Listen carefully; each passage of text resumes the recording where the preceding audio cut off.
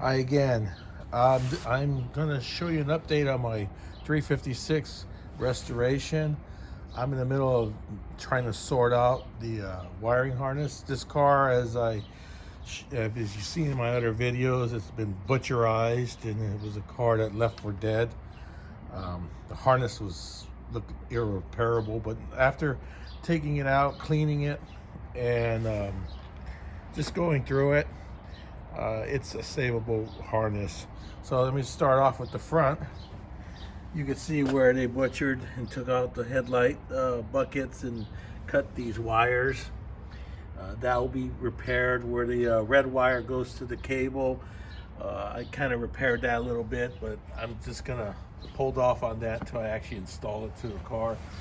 As you go right here, this is where it goes underneath the fuse box. These wires were all burnt from the sun because the car didn't have a hood on it.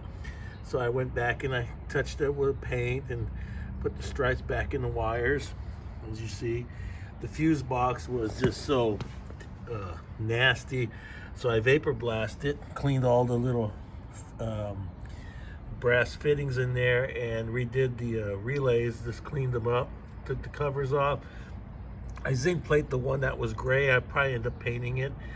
I'll probably have to be creative on the logos on there, but I'll recreate that.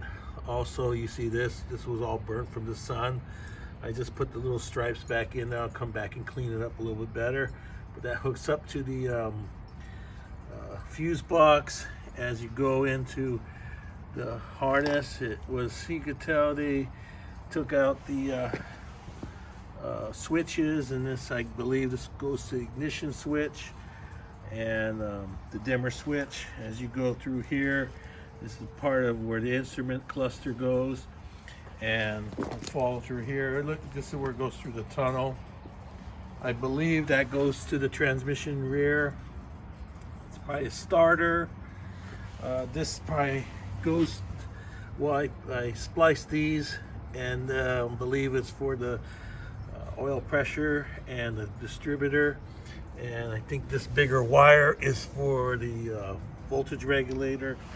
As you go through here, the back wires, you can tell they've been cut a little bit, but overall it's a pretty good wiring harness.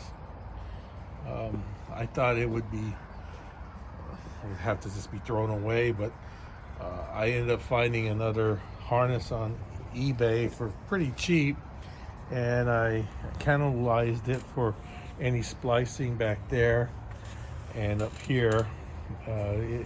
It's a harness that wasn't worth much, but it really helps to get the wires with the stripes on there.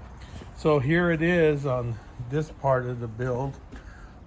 Also, I'm just trying to figure out why there's two holes right here and they're not turned sideways.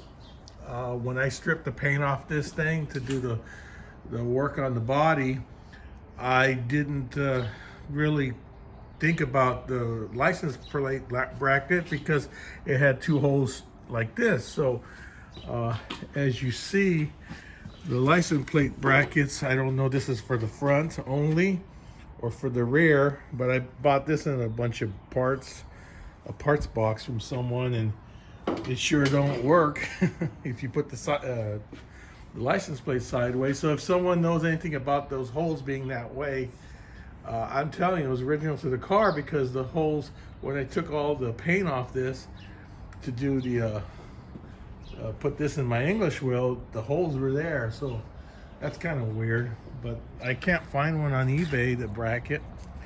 And there's my friend again, my helper. So I just wanted to show you the harness. Thank you very much, and God bless.